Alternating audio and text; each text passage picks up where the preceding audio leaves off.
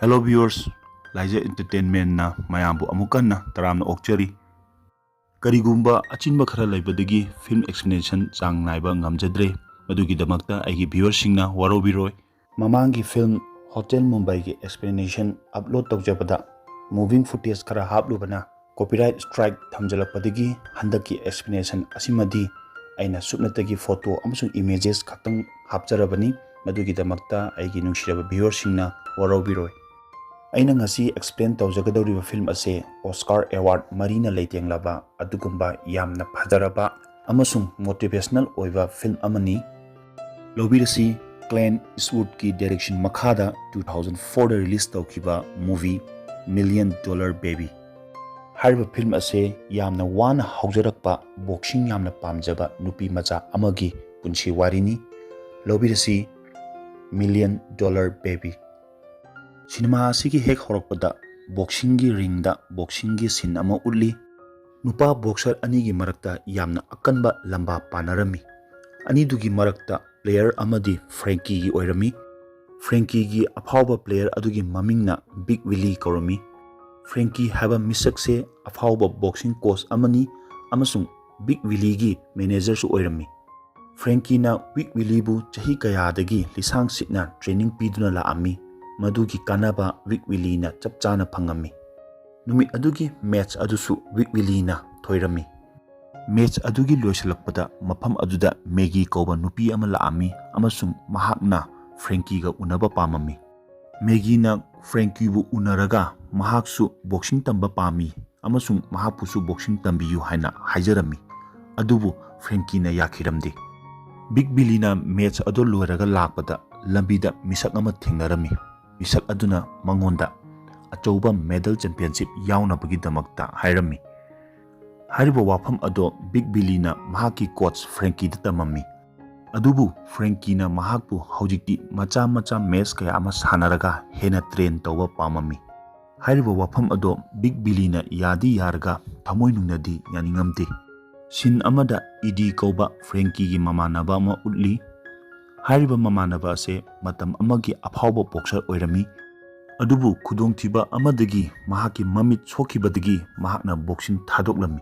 Haujikti idi mahaki mamanaba Frankie gi gym da thabak tawduna leirami.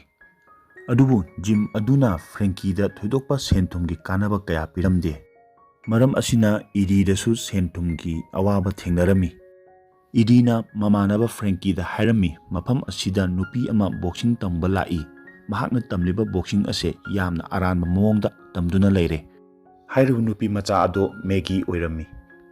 Matang aduda Frankie na changsalaga Maggie da hangi nang mafam asida kari tawribano. Mafam ase nupi singi boxing tampham nate.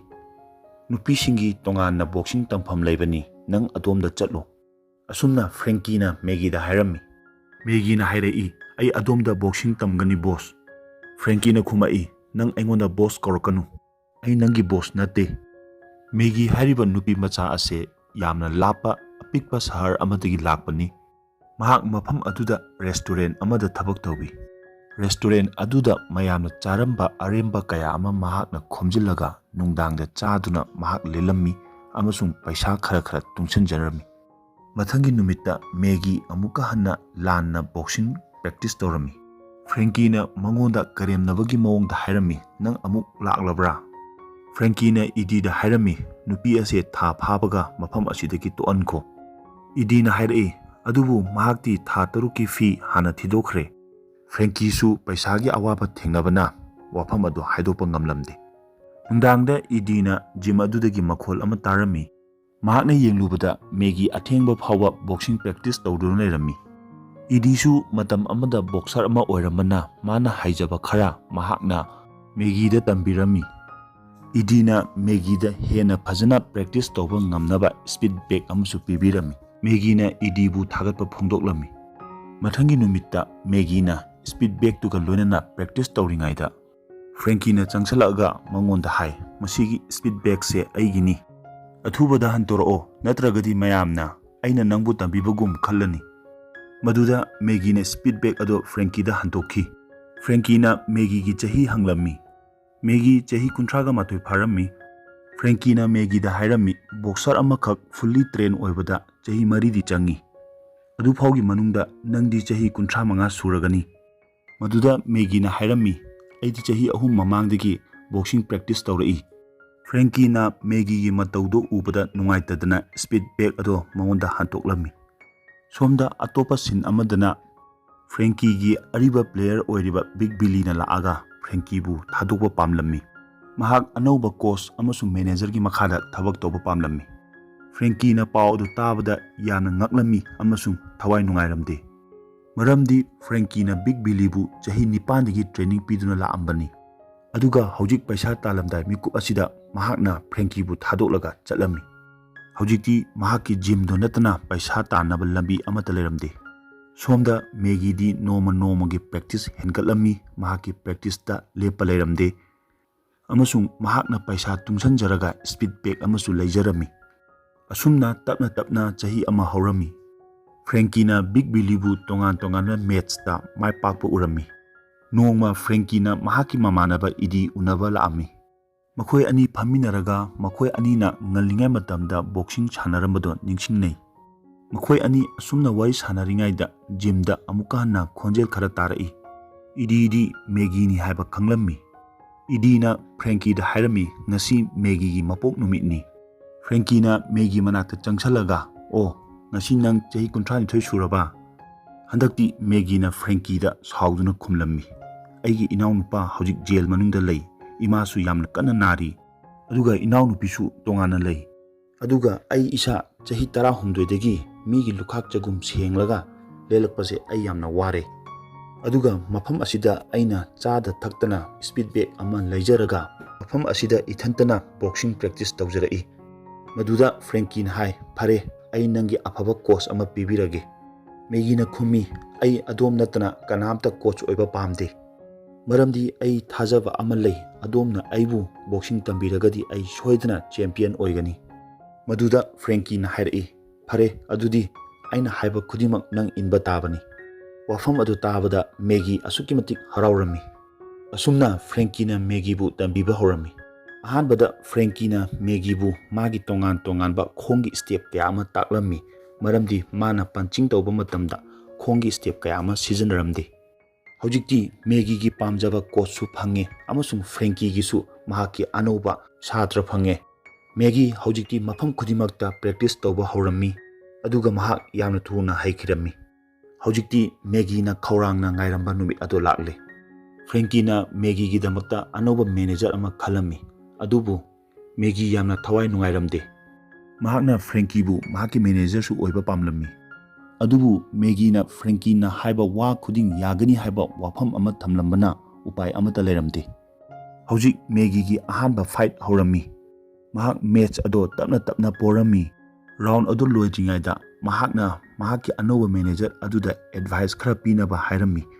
Adubu anauba manager adudi Maggie-na match ado kaba pamlamde. Maramdi mahakti opponent player adugi mi oirami. Tauriba phibam sing ase idi amasung Frankie-na loina urami. Maduda Frankie-na changsalaga Maggie-da advice piba hawi. Maggie asukimatik harawi amasung Frankie-na haiba step khudimak mahakna match adu chatharami aduga mahakna match adu thoiki. Frankie-na Maggie-da pauta oina pirami. Match ki niyom ni nangna hana nasabu ngakthoknaba hotnau. Asumna tapna Maggie match kaya ama sanarami amasung match khudimakta mahak yamna laina thoirami. Round 3 sanagadabda ahanba round da Maggie-na mahaki opponent player singbu yamna sathina maithiba pirami. Frankie-na Maggie-da hairami nangna nangi opponent player bu ahanba round da maithiba piragadi opponent team gi player singi manager amatana nanga fight thamninglangloy. Adubu Maggie di mahaki hainabi ado thadopa ngamlamde. Aduna mahak yamna aggressive oina sanarami. Maduda Frankie-na level kitang wangkhal halaga round 3 ta Maggie-bu sanahalami. Maduda Maggie khajitangdi wana urami adubu mahakna match adubudi thoirami. Hojikti Frankie-na Maggie-bu achoba match kaya ama sananaba achoba manager singa unarami. Aduga makhoida paisa piraga Maggie-bu achoba match kaya amagi experience lehningami. Hojikti experience kaya ama leraba opponent player singa Maggie-ga thengaina halami. Maggie-na yamna kanna match ado lakchinba ngamlamde. Ikhang khangawdana opponent player aduna Maggie-gi natonda punch ama thilai. Maram aduna Maggie-gi natongi saru teklami. Aduga manatondagi I taba leplamde. Karigumba I taba leptragadi mahapu match adudagi surrender tahongani. Frankie-na Maggie-da hairami aikhoi doctor manakta chattaba yararoi. Maduda Maggie-na Frankie-da hairai ai khangi. Adomna aigi naton ase sembiraga I khaanba ngamgani. Aigi naton ase amutang sembiyu ai soidana aigi opponent player asibu maithiba piba ngamgani. Maduda Frankie-na Maggie-gi natongi saru ado sembikhi. Madugi matungda Maggie-na mahaki opponent player adubu tattana punch kaya ama thillaga maithiba pigi. Match loirabagi matungda Frankie-na Maggie-bu hospital da puduna chatli. Frankie Maggie-gi damakta yamna wajarami. Sokpana Maggie-na soklaga wabana Frankie-na hena warami. Maramdi Frankie-gi machanupi ama lerami amasung mahakna Maggie-bu machanupi gumna khalammi. Tapna Maggie naba farami aduga match kaya ama sanaba haurami. Mahak tongan-tonganba match taraga nithoimuk sanarami aduga match khudimakta mahak mai paklammi. Hojikti tongan-tonganba achauba leibak-singdagi Maggie-ga sananabagi damakta haibadi lamba panabagi damakta proposal lakpa hauki. Maduda khwaide hena sathiba nupi Billy-gi proposal lakhi. Adubu hairiba proposal ado Frankie-na reject tauki. Billy-na maithihalamba atopa nupi adugisu Maggie-ga opponent oinabagi damakta proposal lakhi. Adubu adusu Frankie-na reject tauki. Maggie-na Frankie-da hangi, boss, nangna proposal animak reject taukribado karigino. Match adu sanaraga karigumba akhoina karagadi yamlaba senpham phangani. Maduda Frankie-na khumai, aina nangbu state level gi tongan-tonganba macha match singse sanaraga hana experience leheningi. Nang achauba match ta gold medal phangnaba wakal khalukhinu. Nangna pungnamak hairaba matungda anauba manager ga loinana medal championship yaunaba amasung thoinaba hotnau. Wahai adu Maggie-na tabada yamna nungairamde. Mahak makhut nama punchillaga practice tawba horami. Tanja aduda idi laami. Aduga mahakki mapok numit pangthoknaba mahakna Maggie-bu restaurant amada puraga chatlammi. Mafam aduda Frankie-gi haibagi matung ina idina Maggie-bu anauba manager amaga unahalami. Adubu Maggie-di thina sauduna mafam adudagi chatki. Numit kharani leraga Frankie Maggie-gi manakta laami. Mahakna Billy-dagi pohoba nupi aduga Maggie-ga fight fix tawsalami. Madu tabada Maggie asukimatik haraurami. Hojikti lamba anidugi match USA da pangthoknaba sem sarami. Frankie-na match aduda Maggie-na litnaba gown ama haibadi furit ama pubirami. Furit adugi maningda mo kusle hena tharami. Maggie-na hairiba wahai adugi artha khanglamde aduna mahakna Frankie-da hanglammi. Maduda Frankie-na khumai, nangna match ase thoiraba matungda aina wahai sigi artha soidana khangangani. Mathangi numitta match ado haurami. Ahanba round loiraba matungda Maggie-na Frankie-da hairai. Aigi lamba ase yamna pangan kalli. Frankie-na Maggie-da hai, mahak nangondagi angangni, aduna mangonda stamina amasu energy yauba heli. Aduna nangna hana mahakpu wahannaba hotnau. Madumak chapchana Maggie-na pangthoklammi. Mahakna hana mahaki opponent player adubu yamna wahallami. Aduga kona fajaraba punch kaya ama thillaga mahakpu maithiba pirami.